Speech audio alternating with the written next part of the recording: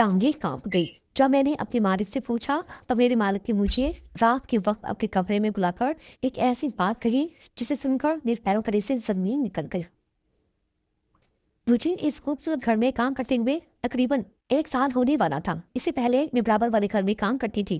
जब वो लोग बाहर मुल्क शिफ्ट हो गए तो जाते जाते मुझे इस घर का काम दिलवा गई। इस घर का मालिक बहुत अच्छा था, हर तरह से हमारा ख्याल रखता था। इस घर में मेरे अलावा बस 2 नौकर और थे और वो दोनों आदमी थे। घर के अंदर के सारे काम सिर्फ मेरी जिम्मेदारी पर थे। इतने बड़े घर में मालिक अकेला रहता था और घर बहुत बड़ा था। क्योंकि घर में तो लोग नहीं थे, इसीलिए मुझे ज्यादा काम नहीं करना पड़ता था। इसके बावजूद मालिक ने मेरी तनख्वाह बहुत अच्छी रखी थी और तनख्वाह के अलावा भी वो मुझे बहुत कुछ देता। पैसों और कपड़ों की तो कोई गिनती ही नहीं थी। मैं इस घर में काम करते हुए बहुत खुश थी। मालिक ने बस मुझे सिर्फ एक बात का ख्याल रखने के लिए कहा था कि ऊपर वाली मंजिल पर एक कमरा था जिसके बाहर ताला लगा हुआ था। मालिक ने सख्ती से उस कमरे की तरफ जाने के लिए मना किया था।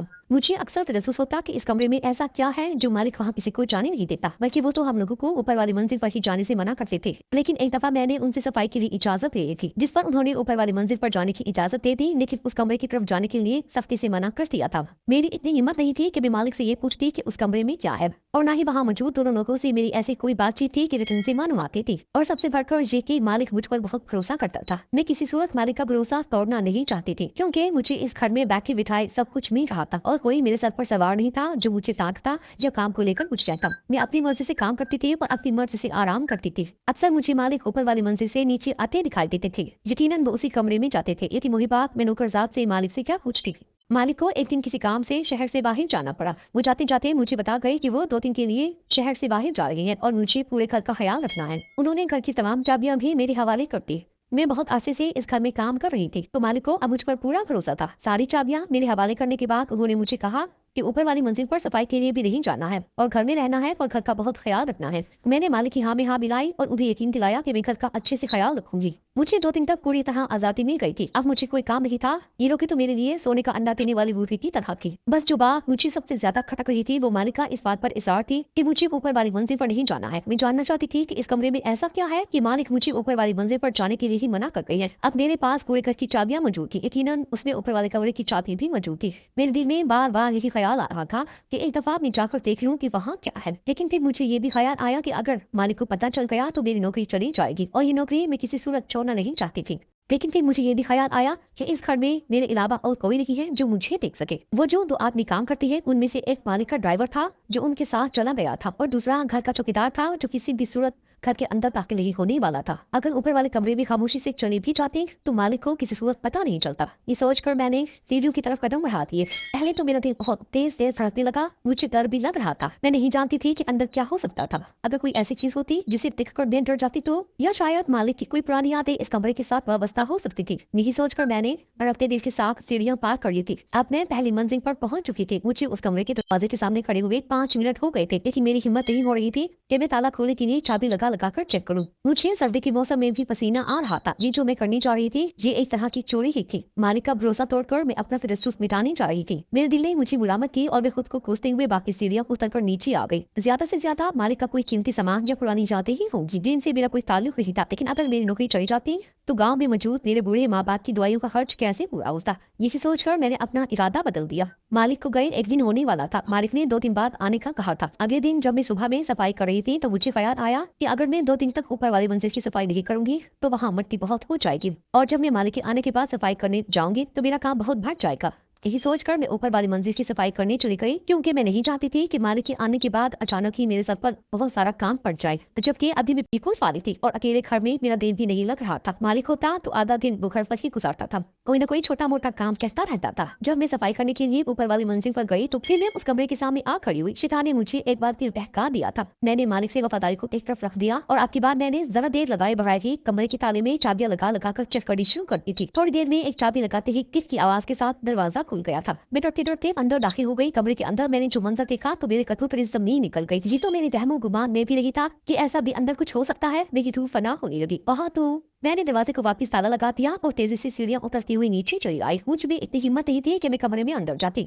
मैं भागती हुई नीचे आ गई थी। अभी भी मेरा दिल तेजी से धड़क रहा था। ऐसा लग रहा था कि अभी बाहर निकल आएगा। मैं पसीने में बुरी तरह भीग चुकी थी और मेरी हालत बहुत खराब हो गई थी। मुझे लगा था कि कमरे के अंदर मालिक की कुछ यादें होंगी या फिर कोई कीमती सामान मौजूद होगा। अंदर जो मैंने देखा वो मेरे वहमो गुमान में भी नहीं था। मुझे बिल्कुल अंदाजा नहीं था कि जब मैं कमरे का दरवाजा खोलूंगी तो ऐसा मंजर देखने को मिलेगा। मैं नीचे आकर सोफे पर बैठ गई। मेरी टांगे कांप रही थी और मेरी इतनी भी हिम्मत नहीं थी कि मैं उठकर एक गिलास पानी पी सकूं। बहुत देर तक मैं सोफे पर ऐसे ही बैठी रही। उसके बाद जाकर मेरी हालत कुछ संभली तो मैंने उठकर पहले पानी पिया और फिर सोचने लगी कि अगर मालिक को पता चल गया कि मैं उस कमरे की तरफ गई थी तो मेरी नौकरी चली जाएगी। लेकिन अंदर जो मैंने देखा उसके बाद मेरा खामोश रहना किसी गुनाह जैसा था। मैं जानना चाहती थी कि ऐसा क्यों था और आखिर मुझे एक नया तजस्सुस हो चुका था। मैं मालिक के कमरे में बहुत ही कम जाती थी। सिर्फ सफाई करने के वक्त मैं मालिक के कमरे में जाती और सफाई करके वापस आ जाती। मैंने सही तरह से मालिक के कमरे में कभी नजर नहीं दौड़ाई थी। मगर आज जब मैंने ऊपर वाले कमरे में ऐसा मंजर देखा तो अब मैं सच जानना चाहती थी कि मेरा मालिक आखिर कौन था। इसीलिए मैंने ये सोचा कि मैं सबसे पहले मालिक के कमरे का जायजा ले लेती हूँ। हो सकता है कि मुझे कोई ऐसी चीज मिल जाए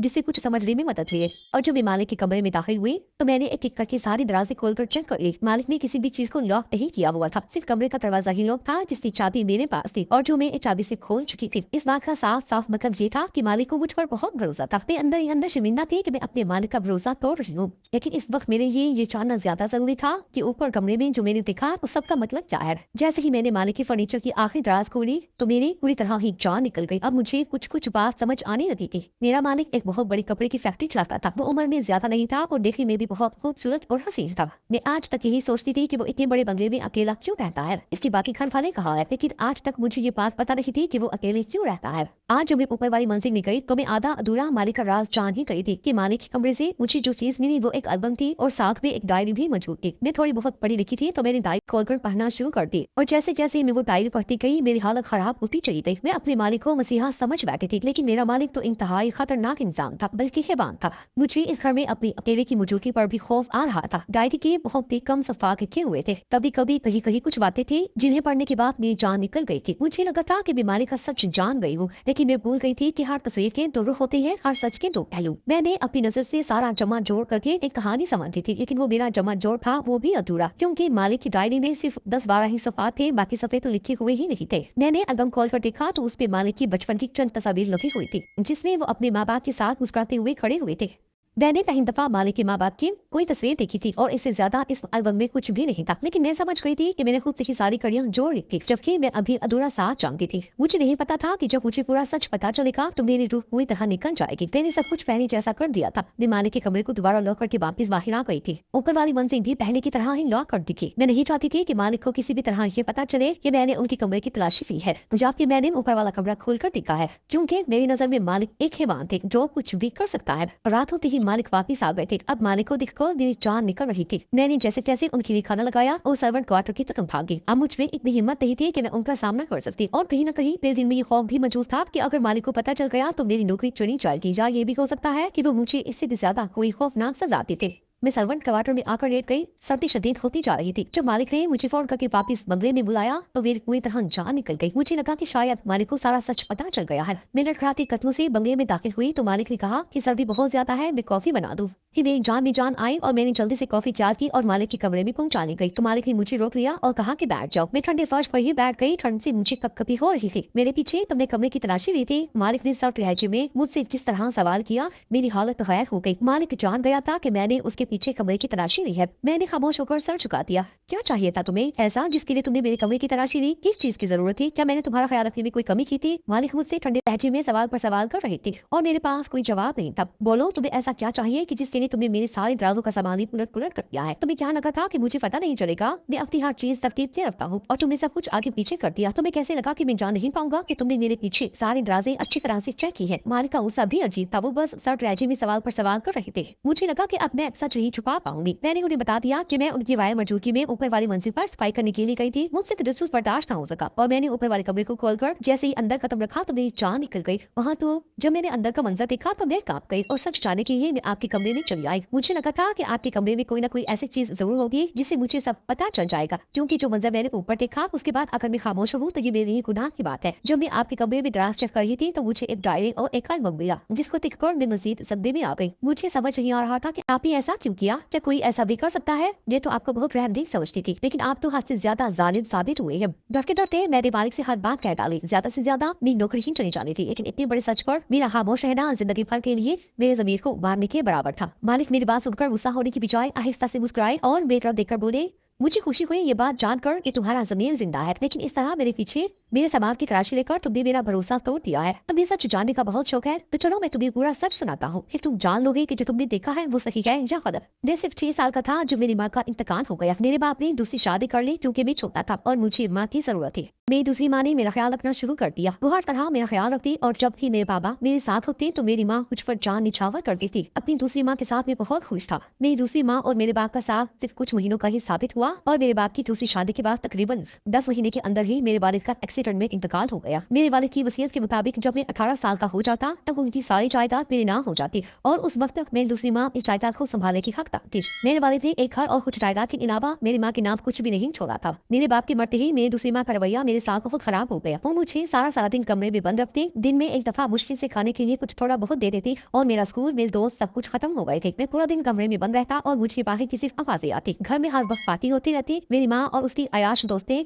सारा दिन घर में गाना चलाकर पार्टियों में मसरूफ रहती और मेरी सौतेली माँ मेरे वालिद का मेहनत से कमाया हुआ पैसा पानी की तरह बहाने लगी थी। सारे वफादार मुलाजमों को काम से निकाल दिया गया था और माँ ने अपने वफादार मुलाजिम भर्ती कर लिए थे जो मेरी माँ की तरह ही मुझ पर जुल्म करते थे। मैं जब भी माँ से कहता कि मुझे कमरे से बाहर निकालो तो वो मुझे बहुत मारती और जब कभी घर में उसके दोस्तों की पार्टी होती तो सिर्फ मुझे कमरे में बंद ही नहीं किया जाता बल्कि रस्सियों से बांध दिया जाता था और मेरी माँ अपने दोस्तों के साथ मिलकर मुझ पर जिस्मानी तौर पर तशद्दुद करते और मेरा मजाक उड़ाते। मैं ज़हनी तौर पर मफलूज हो चुका था। एक दिन मेरी दूसरी माँ ने मुझे बताया कि मेरे बाप का एक्सीडेंट नहीं हुआ था बल्कि मेरी दूसरी माँ ने उसे जानबूझकर कत्ल करवाया था, क्योंकि मेरी माँ को लगा था कि मेरे बाप के मरने के बाद वो सारी जायदाद की मालिक बन जाएगी। जब मेरे बाप की वसीयत सामने आई तो ये देखकर वो गुस्से में पागल हो गई कि उसके हिस्से में ज्यादा कुछ नहीं आया था और पहले उसने सोचा कि वो मेरा भी कत्ल कर दे, लेकिन वसीयत के मुताबिक 18 साल की होने से पहले मुझे कुछ हो जाता तो सारी जायदाद एक ट्रस्ट की तरह हो जाती और मेरी सौतेली माँ के हाथ कुछ भी ना आता। इसलिए उसने मुझे जिंदा रखना जरूरी समझा और मुझे हर हाल में 18 साल तक जिंदा रखना था। जैसे ही मैं 18 साल का होता वो मुझसे तमाम कागजात पर दस्तखत लेकर सारी जायदाद अपने नाम करती और फिर मेरा कत्ल करवा देती। उसका एक मंसूबा ये भी था कि वो मुझे इतना टॉर्चर करती कि मैं पागल हो जाता और ऐसी सूरत में वो जल्दी तमाम दौलत हथिया लेती। ये जानने के बाद कि वही मेरे बाप की खातिर है मुझे उससे शदीद नफरत हो गई और मैं जानता था कि उसे जैसे ही मौका मिलेगा वो मुझे भी मार देगी। मेरा हाल बहुत बदतर था और मैं उसके दोस्तों के तशद्दुद का शिकार हो रहा था। वो सब मिलकर मेरा जिस्मानी इस्तेहसाल करते,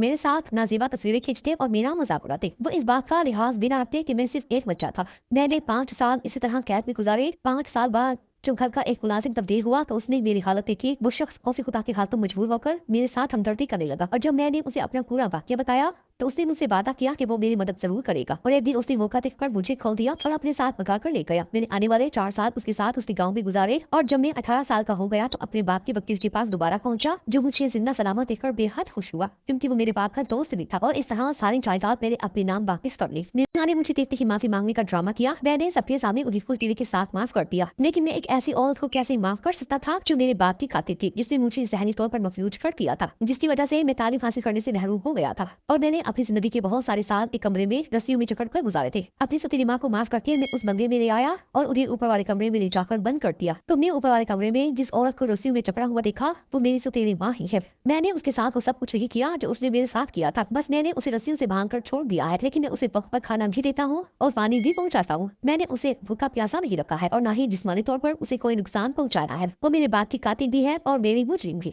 तुमने जो तस्वीरें एल्बम में देखी वो इन दिनों की है जब मेरे वालिद जिंदा थे। जब तक मेरे वालिद जिंदा थे मेरी माँ मेरे साथ बहुत अच्छी थी क्योंकि वो जानती थी कि वो जल्दी मेरे बाप को कत्ल करवाकर सारी दौलत की मालकन बन जाएगी और मुझे भी आराम से रास्ते से हटा सकेगी। लेकिन मेरे बाप की वसीयत ने उसके सारे किए किराए पर पानी फेर दिया था। मेरी माँ जो कि मेरी सौतेली माँ है गुजरे 6 सालों से ऊपर वाले कमरे में इसी तरह बंद है और जब तक वो जिंदा है मैं उसे इसी तरह बंद रखूंगा। अगर वो दौलत की हवीस ना करती तो मैं उससे इतनी मोहब्बत करता था कि खुद ये अपनी सारी जायदाद उसके नाम कर देता। मैं एक दिन माँ का बच्चा था जिसका बाप भी मर चुका था। अगर वो मेरे साथ हमदर्दी का सलूक करती और मुझे अपनी औलाद की तरह रखते तो मैं उसके लिए अपनी जान भी दे देता, लेकिन उसने सारी जायदाद की लालच में आकर अपना नुकसान किया बल्कि अपनी आखिरत भी खराब की और वो एक शख्स की कातिल भी बन गई। अब उसकी यही सजा है कि वो सारी जिंदगी इसी तरह तड़पती